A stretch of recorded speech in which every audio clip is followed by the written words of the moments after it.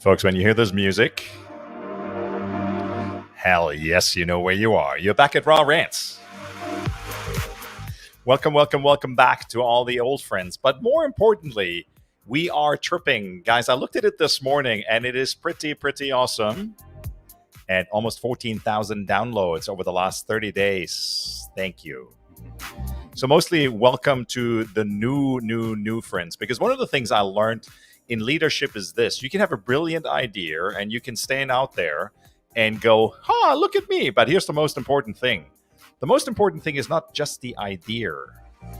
It's your first follower. Because until then, you got nothing. Today we have an episode for you. And I'm going to start with something really funny. This individual, I'm not going to tell you if it's, which direction we're going here. This individual has a banana tree. And here's the first clue, as he told me, and he hails from Vancouver, Canada, it's still wrapped. He has a very parallel life track as I do. So he has a podcast as well, and we're going to talk about that.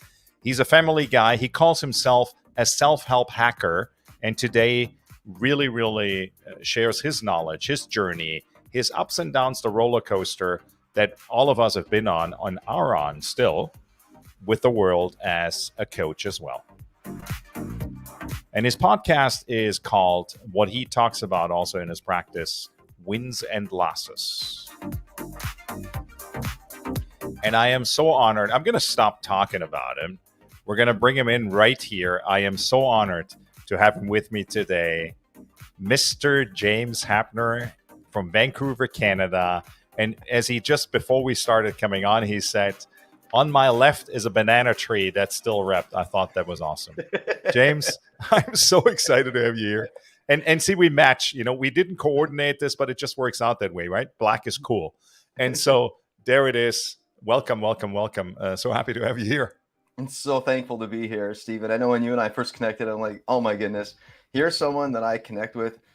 You've had some health issue, I have, but you had a near death. Mine wasn't near death, but I near took my life trying to sedate myself away from life with melatonin and just try to sleep my life away. And that was over a decade ago. And I just clicked into what life can be about. We can utilize all of it. We don't have to eliminate any of it.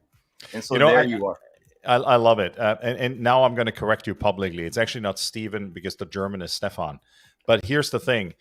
I love the fact when you and I spoke the first time, and listeners, if you're not seeing the visual and the audio only, the energy I get from you is tremendous. Talk to us a little bit about, I think sometimes and I want to start there. We go into the day, we go into situations, environments, we get triggered, right? For all the stuff that we have in history, maybe some trauma, maybe other experiences that we connect at that moment, consciously or not. How do you deal with this, this conscious, energetic, let's call it self-awareness, right? That's what it really is. And how do you self-manage that? Give us a little bit something where maybe some of the listeners can say, oh, wow, that actually resonates with me. Are there particular things that come to mind for you as I ask that question? Something, and I think for your listeners, they're going to tap into who you are as an individual, who I am as a person. I have learned that to tap into the groundedness of being that we are. And so one thing that I love about you, and I'm not going to botch your name, so I'm not even going to try to say it anymore. Now, I do hail from Germany, but holy smokes, I'm going to be careful because you don't want to wreck the host's name. But I'll say this. The one thing that I love about who you are as a human, and I recognize this, there's some growth that you've tapped in. There was catalysts in your life where you kind of tripped and stumbled over a few things, and all of a sudden you woke up and you realized. And for me, and like what I respect most about you, is there's a depth and a groundedness. This isn't just like a positive thinking.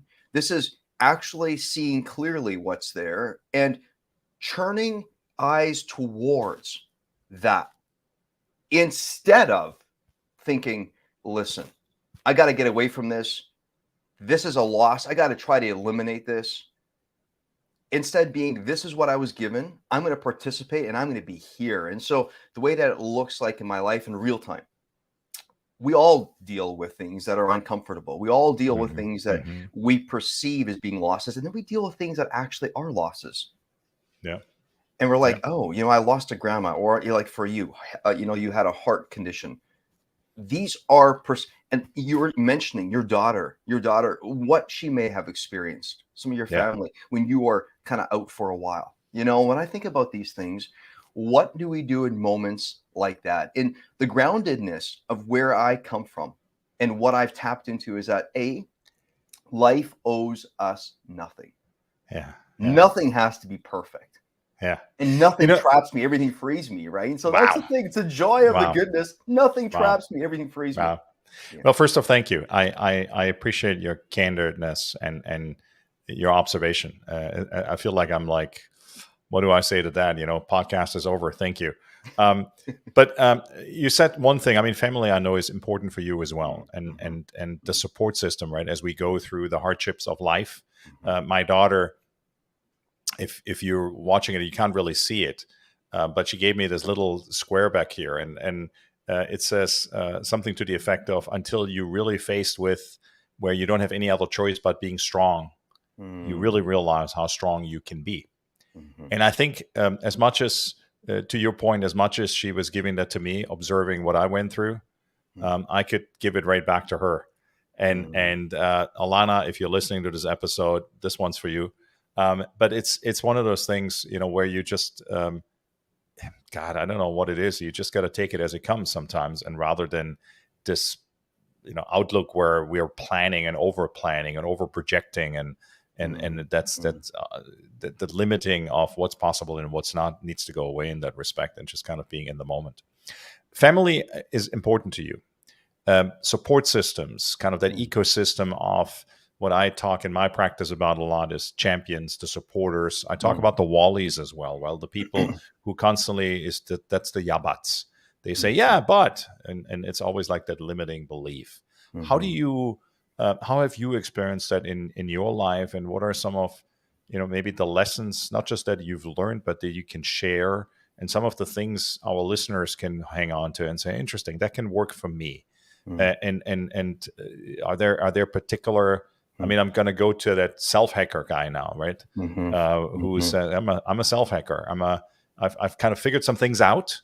They've worked for me, and hopefully they work for others. And based on what you do, obviously they work for others. So I'd love to hear about that a little bit.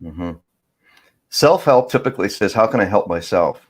And sometimes when self-help no longer works, we got to hack through that. We got to figure out new ways to appreciate. When I was a child, up until the age of roughly 22, 23, until I met my wife, Meg, I stammered and I stuttered over my words like crazy. And she came along and I thought I was a mumbling mess. And I'll never forget the day when I stood in her foyer at her parents' place. And I thought, here goes.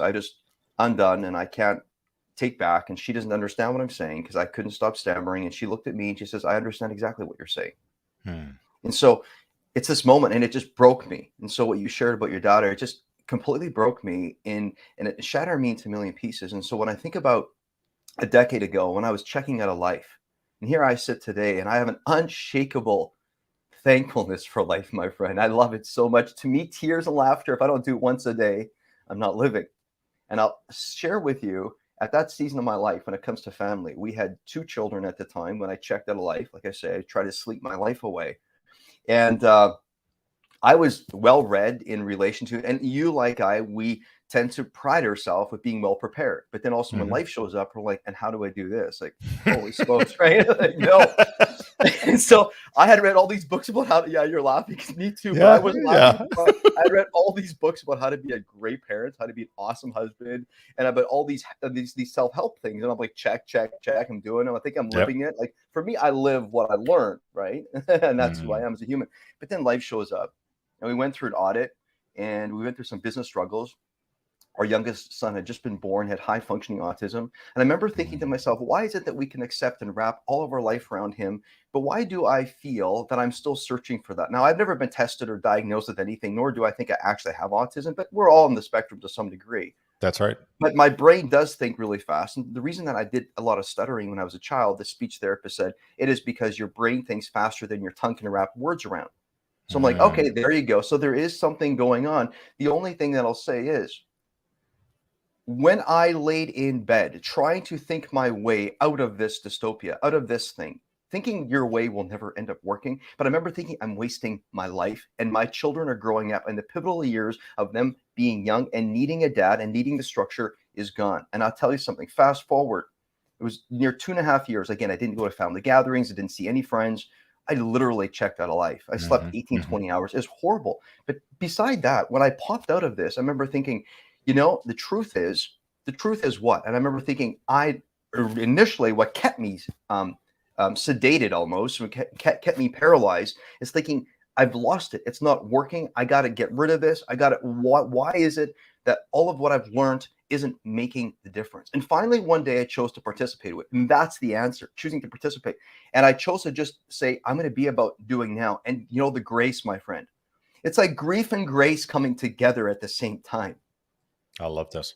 I mean, I think the word grace, right? I mean, it's such a word we don't really speak enough about. Grace, kindness. I mean, I think people talk a lot about empathy, but how does really, grace and kindness fall into that? I think it's such an important conversation. May I ask a couple of questions, kind of that Please. recovery moment of where you made the commitment back to you, back to life.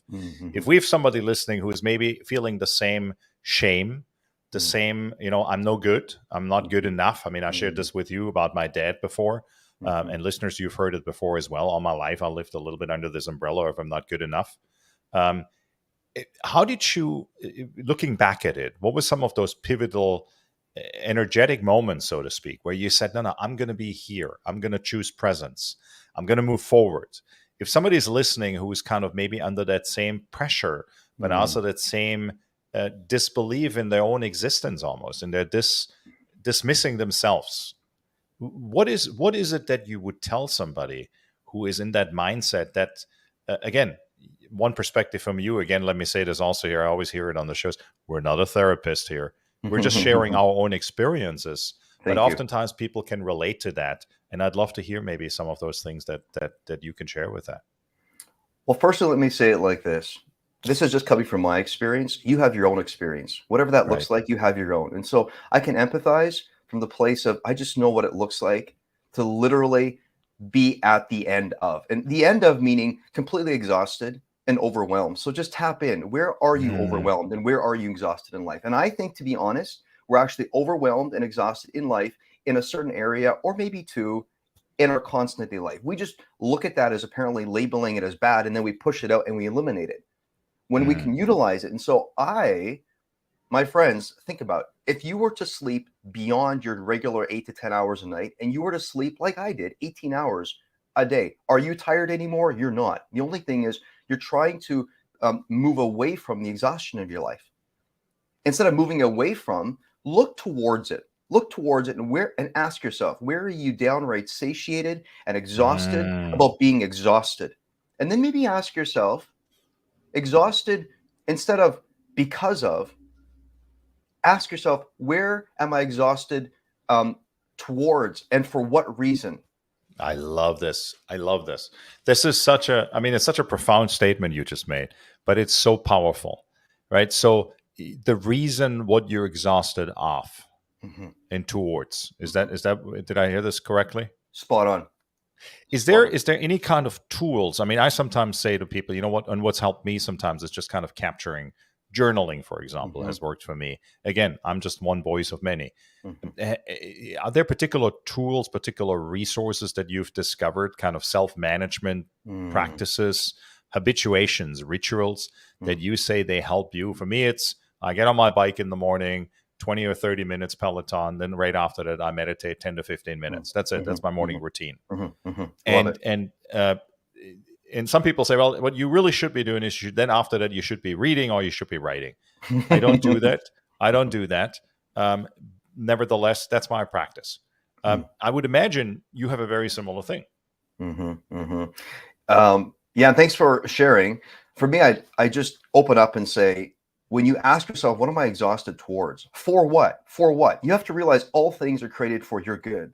You had a heart condition. For your good. Look how you show up, my friend. I have no idea who you were before, but look who you are today. I just love tapping. This is one of my favorite. I couldn't wait to be here. Oh my goodness, it's so good.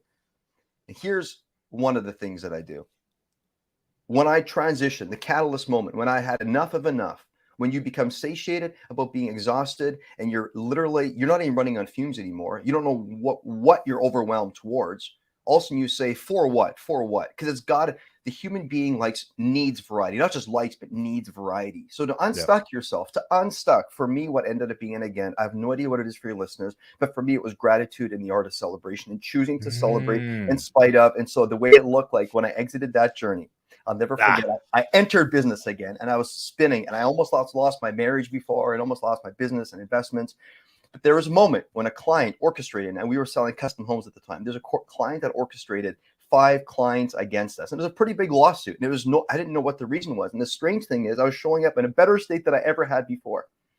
I come down, my wife's barbecuing, the kids are sitting on the deck. Imagine the smells, the laughter, whatever's going on. And here comes dad out on the deck. And I remember thinking, who's going to show up here now? Because in the past, what I'd said is, this is hell. This is not good. Bad news. And I looked and I remember thinking to myself, we should turn the barbecue off. We just go and I should share with the family. We're going to have to be living tight for a while. And instead I did this.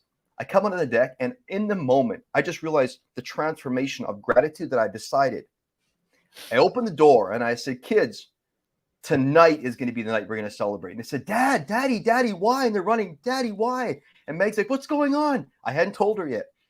And I said, kids, go get mommy and daddy's finest wine glasses. You guys get your fanciest little cups. Go and get the champagne that we share with you kids sometimes. We're going to have a party. We celebrated, we danced, and it wasn't hyperbole. It was grounded in the fact that I was not selling my joy for anything. I get to decide when I celebrate. And guess what? I decide win, lose, or draw. My joy is not for sale. I own my life. No longer will I let an audit, a child who's autism, me not knowing what to do about life, control any of these things anymore. I get to co-create with everything that is here. You know what wow, thank you for sharing that. I mean, it's now, I think we're getting into some real stuff here, which I think is you really sharing a very vulnerable personal story with us here and with me and with our listeners. So thank you for that. If I make a question, what I'm hearing is external validation through all the things that we think we define success by. Is that kind of the moment where you redefined that piece for yourself? Yeah, that moment of being stress tested. And that's the goodness of life. We say we want to get stronger, but what's the goodness? The goodness is when the stress test arrives, because that develops the inner musculature. And that spot of being who is actually in here. Speaking to your validation point, how many times in life don't we wait for people to give us full permission to exist? And how often do we even have one person that's done that sufficiently for us? But here's the thing, no, I love that. You know, the most important point here is unless you and I give ourselves full permission to exist, it doesn't matter if the world comes around us, circles of chariots around one little wounded soul, whatever we are in the moment. My friend, we have to give ourselves permission to fully exist. Because if not, we might be waiting forever. You know, it's so interesting. I'll, if I may share this, I literally about an hour ago called a friend of mine and I said to him, and we're best friends, and we haven't spoken since I came back Monday night from Germany. So I called him, and his name is Joe. And Joe is a little older than me. He's got about 10 years on me. And I said, you know what's so interesting? I was not confined by when I went out Friday night for dinner by the people around me or what I felt I need to show up as. Even though Europe is a little bit more fancy when people go out for dinner, I still had my black uniform on and showed up there, and I didn't feel underdressed or overdressed or wrongly dressed or needed to make an impression or whatever else it was. And in reflection, what I realized is the more I can be myself and the more I can just be authentic, real, be out there, it's so much easier even to connect with people because you become so much more relatable, approachable. I mean, this is not about likable, but when I see somebody like you who has that same capacity, well, that makes you extremely likable. And that's not your goal here, but the point is that's True. just what naturally happens. Mm. And I think as human beings, we have it all wrong, right? We look for validation, success. Let me get the first house, the second house, the third house, the first toy, the second toy, the first car, the second car. Now is my garage too small? I need a bigger garage. I need a second garage, blah, blah, blah, blah, blah. All the stupid stuff where we define as success. When I say all that, does that relate to some of your journey? I would imagine probably. I mean, you've had multiple businesses. You and I both have traveled the journey of roller coaster of entrepreneurship. And you referred to it earlier when you almost lost your business, your investments, and everything else, including your marriage. And that's not a great track record I have either. I would imagine that's a come to reality with yourself moment then multiple times. Yeah. Holy smokes, that's a whirlwind. And like you said earlier, I think we're really getting into it here now. So I'll give you the same compliment. Here's the deal. I think what we're all looking for, think about Icarus. Icarus flies, we all know the story. Up, up, up, up, up, higher, higher, higher, bigger, better. You know, why not? Another car, another garage. That was me. Until one day I'm like, why am I so miserable? And I'll add a little superlative, effing miserable. Why am I so miserable? I have it all, but I feel so empty. I'm sure some of your listeners can relate. And you know what? Honestly, for those that have it all, I'm going to empathize with you. So the other spectrum, not just that you're miserable, depressed, but let's say the world says you have it all. How do you feel? The world looks upon you and says, he must be happy. He's got it all. And you know what? What does it feel like? What does it feel like? You know what it feels like. And honestly, Icarus learned something magical. When he went not just from the up, but when he came down and crashed into the ocean, the human being craves to be what it's always been. The human was made out of dust, returns to dust, is dust. So the human doesn't just crave to be big. The human craves to understand what it looks like to embrace in the smallness of life. I'll tell you a little story. I was with a client yesterday on a client call, and he was chatting with me. And it's, we're talking about achievements that some of you might go, holy smokes, this is like pretty intense stuff. This gentleman was talking about the up, up, up, the up, up, up. And I said, why are you so anxiously striving? He says, what do you mean? I don't think I'm anxious. You've been with me for 5 years. What do you mean I'm anxiously striving? I said, listen, I'm waiting to ask you this question. Meaning, why is it that you have such performance anxiety? He says, oh, you know me so well. I said, well, here's the thing. Oftentimes achievement is exactly that. We're actually just anxiously striving away from what we really want to see. And that's the smallness that we are. You are small and you are big. You are both. You're not either or. You're both and. And so a story I shared with him. I said, listen, do you know this about me, that typically every other Friday night I take myself out on a date. And I go by myself because I needed validation from other people. Then I stress test and I go to a nice restaurant where typically couples go, and it's a nice romantic place. I go by myself. And I'll purposely go underdressed, not dressed like a hobo, but I'll go underdressed. Sometimes I'll wear a nice pair of classy gym pants. And I'll walk in, and what's interesting about the whole experience is, in life, back to utilizing everything, to activate your truest strength, instead of leaving 50% on the table, 50% is the smallness that you crave to develop a relationship with. I walk in, and sometimes I observe people looking at me, and if I'm, to be totally honest, they're probably not thinking of me at all, because what are they doing? They're thinking about themselves, is what they're doing. Right. That's like the error. That's like the error we always make, where we think we walk into the room and suddenly everybody looks at us. Exactly. And it's not that. Yeah. So in real time, I have the experience of going, gee, they're probably not focused on me, but I'm perceiving they are. So it stress tests and makes me go, okay, who am I? And I'm going, listen, if I would look at myself on the external, and I've been hooked up on that before, like, do I have the cars, the houses? I'd say I'm by myself in this place where typically, and of course the hostess says, table for two, sir. Yeah, I don't say, you well, love one. that? I say one. And then I walk up and I sit down. And again, I see these eyes, but then I go, it's probably an illusion for me. And you know what? Here's the thing. What I say to myself, like the comedian shares things that we as the audience, we go, did you just say that? Or like, I'm thinking people are saying, are you just wearing that? Or whatever's going on. Are you just by yourself? But we as the audience go like, did you wear it? And we're thankful that you said that. But what kind of courage would it take? We're so thankful you did. What kind of courage would it take to live tensionless like that? So here's the thing. I don't do that motion to go to the restaurant for other people. I do it for myself because Right. I'm proving to myself all over again that I exist here. I belong here for exactly how I'm showing up. And actually, the smallness that I am is what I crave because it activates the power, and it's the small and the big. So I get to play Yeah. big and small. It's the yin and the yang. So I activate that regularly, and I just flex and flow. I love it. I love this. So it's really, I think that awareness to be able to say, here, this is about me and not about other people, but also recognizing and catching yourself when you're going external and you're kind of going, well, here's the choices I have now. I can go for external validation and I choose not to.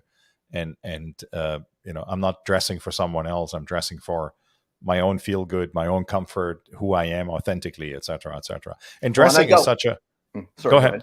Okay, yeah, I got one other quick story. I used to upgrade my car every year because when you pull up at a meeting, you want to have the car because sometimes Yeah. my friend, I currently drive a vehicle, and I purchased a vehicle that was 7 years old years ago, but 6, 7 years ago, and I still drive that car. And I do it on purpose because to me, and you know what, it's what I need to do for me. But what I've realized, it really helps me because it helps me to self Yeah. Yeah. sort the Yeah. people that think apparently I am something, and I look for people.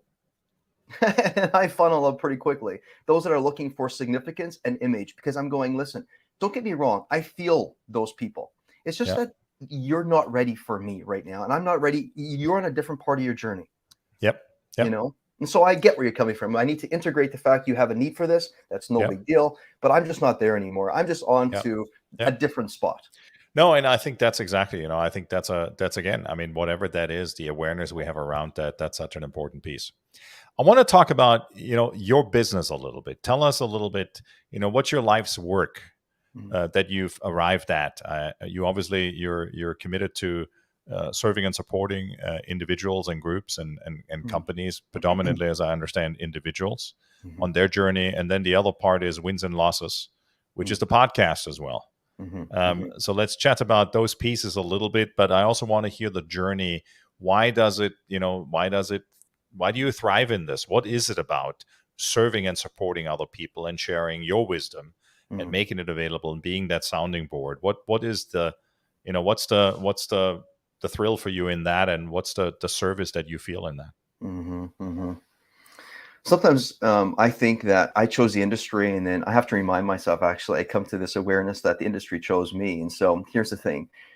We all must choose what we're going to give our life to. And we can choose the thing that will make us most successful or most fulfilled. The beauty is that it's not either or again. It is, if we choose firstly what makes us fulfilled. So back in the day, I chose first what would make me most successful, meaning the dollars, the cents, the stuff, basically the stuff that I got to have because of it. And so, of course, after my journey, I'm like, actually, I resolve now, saying I've lived that life. Now I'm going to try something different. And I'll share this, and that is, I'm not quite so sure. So the tension that I often feel is, I wonder sometimes, do we first have to learn the hard lessons? And so, honestly, I think sometimes what I've realized through the working with my clients is that pain does create purpose. And sometimes we have to learn those lessons. We have to go up and realize it's empty up there, but it's empty and doesn't need to stay empty if we just include the other side of it. And so when I think about where I am today, I actually sold off all of my corporate buildings and offices within the custom home building industry. I do have investments, but my life's work, so all that I do, my available energies, aside from signing tax statements once a year for different things that I whatever, but all of my available energies that I participate with are here live with someone that I get to walk the journey with. And the way it looks like is two ways. One, which is working one-on-one alignment with the other human directly in front of me, someone who's active in their own rescue, someone who's hungry, someone where life just isn't working the way that they thought. They've been to the seminars, they've done some of the stuff, and it's just the formula isn't working anymore. And so that's the really deep, the really, that shadow work, that self-awareness and going there. But I'll say this, the place that we could all tap into is developing a healthy relationship with how we handle on a weekly basis the wins and losses of our life. So I have a podcast. It's called Weekly Wins and Losses. I have a live, no charge community call every week at noon sharp for an hour where people can show up from around the world. And my friend, you should see the look I in love it. their faces and the eye that sparkles. And my friend, I sit and I laugh and I cry when I see this, because when people finally share a win and a loss, if they choose, and if not, they can observe, but they can see that people from around the world are experiencing this. And they notice that we are not about trying to convert the loss to a positive, because the loss was never a negative. The loss was never bad news. 50% of our life is wasted if we don't utilize the losses of our life. Because ask yourself, anytime, listeners, anytime you engage with anything, the probability of it going either which way is pretty likely. It's either going to be win, lose, or draw. So you're going to have to figure out how to utilize this. And if you don't figure out how to utilize it, you are leaving 50, think about it, 50% of your life on the table. And who wants this? You don't want this. And so anyway, that's one-on-one work. That's my group work. Love it. How do people connect? I mean, I think that's such a generous thing from you, the live community call every week. How do people find you there? How do people connect with you there? Is it via the jamesheppner.com, or how do people connect? Via jamesheppner.com. So JAMESHEPPNER.com. And then just go to the tab Weekly Wins and Losses and just register. And then we'll see you on the live call. And again, you can participate as you wish. You can come as you wish. It is something for you to experience, and honestly, to set up the week, to firstly close off your week in style and look at it. And who doesn't want to gain from life? And that's what everything is, not turning negative to positive or somewhere in between. It's literally to just be with. And what you were saying earlier, what I mentioned to you, your groundedness that you are, the joy that comes from not having to prove to anyone, but to enjoy the existence that you are, and to actually look at all of everything that's happened in your life and choosing to participate with it. What's directly in front of you, all wins and losses, and live, mining from it. So there you go. I think, and it's I'll tell you, I mean, and listeners know this. I mean, I think for me, and I would imagine for you at moments as well, for me, it's still, and I can't speak for you, I speak for myself. I'm still on an ongoing journey, right? There's moments I'm really comfortable with it, and there's moments I go these 2 steps back, and I no. Here's kind of the trajectory of what I've committed to myself, and you got to remind yourself of that. And I catch myself in that, more than once a week, and I think that's an important realization as well, because it's a little bit like the AA, right? The Anonymous Alcoholic, or Alcoholics Anonymous, which says, it's not about perfection, it's about progress, right? Progress, not perfection. And I think that's the piece where, as human beings, what social media is telling us, what society is telling us, I think it's so unforgiving and so brutal and cruel, that I think what I'm hearing you say is, be okay with where you are, and you are where you're at for a reason, and that's okay. Instead of trying to flee your presence, where can you be but here? Stephen, if sorry, Stefan, if you don't mind me asking, so what do you do? I'm just curious about you here in the moment. What do you do to be in this present moment? Because honestly, whenever you and I tap in, you're here, I'm here, and it's beautiful. What do you do? Thank you. I just focus. I take all the distractions away. I turn the phone off. You saw me do that before we went live. I put this in the front of my screen. One thing's actually helped me a lot, I'll tell you, and anybody listening, the best investment I made as a standing desk, you can move it up and down with a push of a button, because it allows me really energetically to be present even more. Because I think sometimes when we sit and your middle section of your body is a little crunched over, it's a different presence than actually being here. And I think that's the other piece where I see so many people, I make publicly fun of it. When people meet each other, they stand next to each other, right? As guys, we do this, right? We stand next to each other, but we're having a conversation, versus actually turning towards each other and looking at each other. And I think that's the other piece. I'm very consciously, while I know my camera sits a little higher, but I'm very consciously looking at you, because I want to see your facial expression. I want to see, the sincerity, the smile, the laughs, the whatever else it is. And that allows me to respond to it. But also, to your question, I think that helps me to be present, to be in the moment, to be here. And I think that's also something you said earlier. You used the word grace. right? That's, I Mhm. think grace is when we talk to each other. And oh my God, this is going to sound so wrong now, listeners. That's not why I'm saying it. But the first thing we give each other is a name, right? We give our kids names, Mhm. and that's what they're being recognized by for the rest of their life. Mhm. And I think people are so lackadaisical about, and we never had the conversation, listeners, before this call here, that the name is Stefan and not Steven. So there's no fault on James's side, please. Uh, so the thing for people to recognize each other is the name, right? When the people meet each other and they don't know each other's name even after they've met once or twice or three times, you kind of go, "Am I really not that important to you? What Mhm. is it that you can't recognize me or ask me for Mhm. my name?" People will ask each other, "Where do you live? What do you do? What do you drive? What do you make?" before they ever ask, "How are you Mhm. feeling? Mhm. What's your name?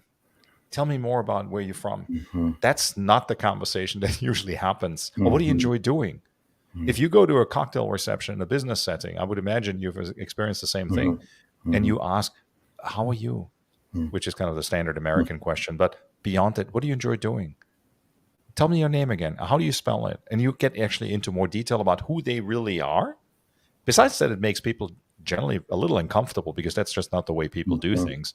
But that's what we want as human beings because we're so fundamentally children Mhm. and we just want to matter. We want to be seen. We want to be listened to. And you know this. You got two sons, and the same thing for me with my daughter. We're like kids, Mhm. and maybe we grow up a little bit, but in the end, we just want to matter. Stefan, gosh, right? You just remind me of someone, and I'm just going to say this right now. This is what comes to heart. Somebody with electrifying presence, just being right in the moment. No need to be anywhere else. Choosing to be like life is good because you're here. And I see you, and I want you to know that I'm anxious for nothing other than you and I, we get to do this life together. And so this is a moment. The way I see Thank you you. is like a little like this. If you and I were riding a roller coaster, here's what I think it might look like. We're standing in the line, and you and I are excited. Yeah, that smile, we want to get to the front because we're all going to do the same thing. We're all going to raise our arms when we hit the top of That's that, right. That's right? right. The only thing is, I got a friend in you, somebody that will support me along my journey, somebody who will do likely what I will do, sometimes maybe even help you along. Who knows? We'll help each other. And that is this: we want to be sensitive to all of, so our energy doesn't get in the way of connecting with the humans that are around us. Because listen, we're not anxiously striving to have the need to be in front. If somebody else needs it more than us, no problem. As a matter of fact, what's what you need most is presently right in front of you. If you open up your eyes and you just actually ask yourself, am I seeking to achieve because I'm actually really not content? And you know what? That's the good news. Instead of running from it, then dig there. Yeah. Dig there, right? Yeah. Or, Yeah. is it actually that what I'm wanting in life is to feel grounded? And grounded is not like being so stable where it's boring. We're talking about being juiced That's towards right. being content and settled, because then you see all the possibilities and look what lights up for you. That's right. I love it. I love this. Thank you. And I think it's such an important thing. Um, the value system, right? I mean, Mhm. values is such a important piece in the context of, do I understand what my values are, and am I Mhm. able to? Maybe that's what I'm hearing when you talk about grounding. That's where my mind goes. It doesn't matter what it is or not. If I'm able to ground Uh, myself in yeah. consistency and values that Mhm. apply to me, Mhm. I don't need to ask what your values are as long as I am committed to, Mhm. here's the space I play in. Mhm. And Mhm. if we happen to find each other in the same line and raising up our hands, as long as you help me out, because the most terrifying thing for me about roller coasters is not the down, it's the slow clicking up, the anxiety, anticipation of, that's where you better, you lock it on me, because I'm going to be like the one climbing out of it right before we get to the top because I Yeah. can't handle it. That's Well, the piece which is the worst for me. and maybe therein lies what I was saying. It was kind of funny, like tongue in cheek. I'm sitting here going, perhaps I can help, you can help me. And I didn't know what I was saying, but you and I present here, I was nudged to saying that. And you know what's fascinating? I enjoy the opposite side of it. So my anxiety is in the opposite edge of where your Okay, anxiety good. is. So, So there you go. So we are good. helping each other in real All time. right, We are all doing right, that. good. So I'll scream loud in your ear as we're going down and say, "Scream!" And you can just, talk me through it and tell me about the weather. Don't look down. Don't listen to the clicking. Yeah. I have this That's little awesome. thing. I have this little thing, and I think you live this really well, Stefan. And that is, am I saying that right, Stefan? Yeah. Perfect. Thank you. Perfect. And that is, you seem to be happy to join hands in what is happening all the time, everywhere, without you and even without you, but also with you sometimes. You're just happy to be where you are. Yeah. And so it's like, you want to enjoy life, but not at the expense of other people's lives. But your enjoyment is also very important. Well, and I think we're as human beings, I think that's the thing. Sometimes we feel guilty about these things. Mm-hmm. And I think that's where we all, I mean, listeners, listen, I mean, it's not even about entitlement. It's like, that's how we're made as human beings, to enjoy life, to be in the moment, presence. Mm-hmm. And I think that's oftentimes we're so occupied with wondering what's going to happen next and how do I get there? And when I get there, then I do. And we keep forgetting that life is right here, right now, in this moment. It's in the presence. Life is not going to happen in the future. And what happened in the past, that's already past life. And I think sometimes we just have a difficulty to wrap our head around this and destroy relationships, moments for ourselves, whatever else it may be, opportunity, etc., etc. And I would almost call it at times when we do that too much, we are really self-destructive. Well, and they say that to the exact degree that you tap in and stay tethered to your obsession and your fascination, I think we're all fascinated with what it looks like to fully live alive. To the exact degree you do that, is to the exact degree that you will live outside performance-based love. Performance-based love seeks approval all the time. That's very, Listen, very we're true. all looking for an amazing wise life words. experience. Wise there words. You go. Well, it comes from the wisdom of you. So you helped to loosen me. It was getting rusty, so thanks for bringing it to life. I love it. That's awesome. James, I want to ask you, when usually this music starts playing, that's like the title of the song is At a Time. And I want to be respectful of your time, and I'm so immensely grateful. But I want to give you an opportunity, wisdom of life, the self-help hacker you are, and the great learnings. They may be simplistic to you, but they may be great help to the people listening. If there's 1-2 things you would share, kind of give people on the way, maybe that's a challenge to action, maybe that's words of wisdom, maybe it's sharing an experience that people who go through a similar experience can relate to. What would that be? Perhaps close your eyes and just contemplate. If you're driving, don't do this, but contemplate.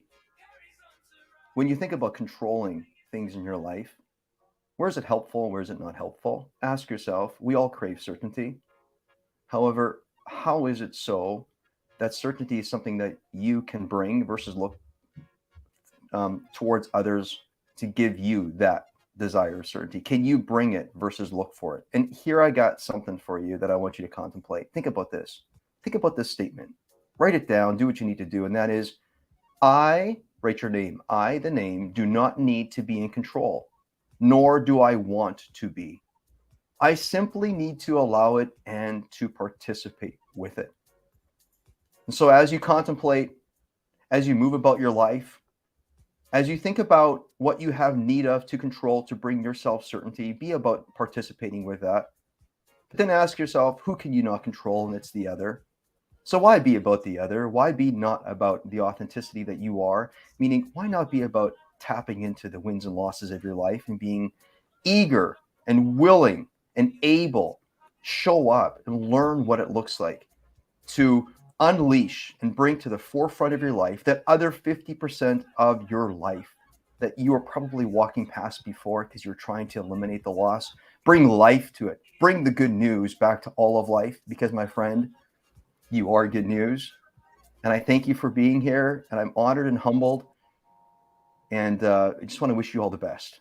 If you feel like you want to tap in, feel free to reach out to me at jamesheppner.com, JAMES, Heppner, HEPPNER.com. Wow. That was like and I say this, I don't say this lightly. That was a half a sermon. And I think it's something where no, I mean this with a great compliment. And I think there is so much truth about it. Control is something that we all think we have. And I, like you, I sometimes call it's an illusion.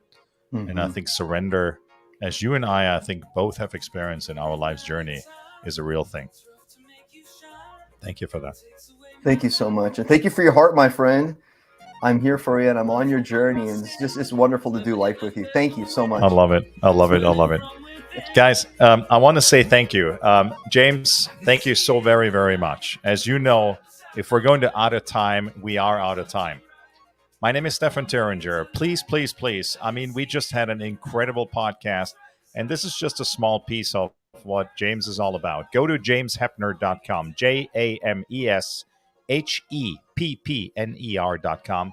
And he talked on the podcast also about the life community call every week. There's no commitment. That's just for you to learn a little bit more, maybe not just about the community, but about people alike, feathers alike, and people who are there to support you and people who can help you also discover you a little more. So that is his invitation to connect with him, the man with the banana tree in Vancouver, California. Now, I'm just being funny here. He is the master self-hacker and the self-help hacker. He's done both. And he's now sharing in his journey all the things that he's learned. And if you're listening to the podcast, as you'll see in the introduction and hear in the introduction, I'm a dog dad. Gracie is saying hello in the background as well. If you just heard the bark, you probably heard it. She's saying hello, and all she's doing is she's affirming what James just told us. Guys, again, my name is Stefan Terringer, and I'm so immensely grateful you were all here. We're out of time, and there's only one thing left at the end of our podcast, and that is James and Stefan, and we're out. I can see it in the night. That's right beside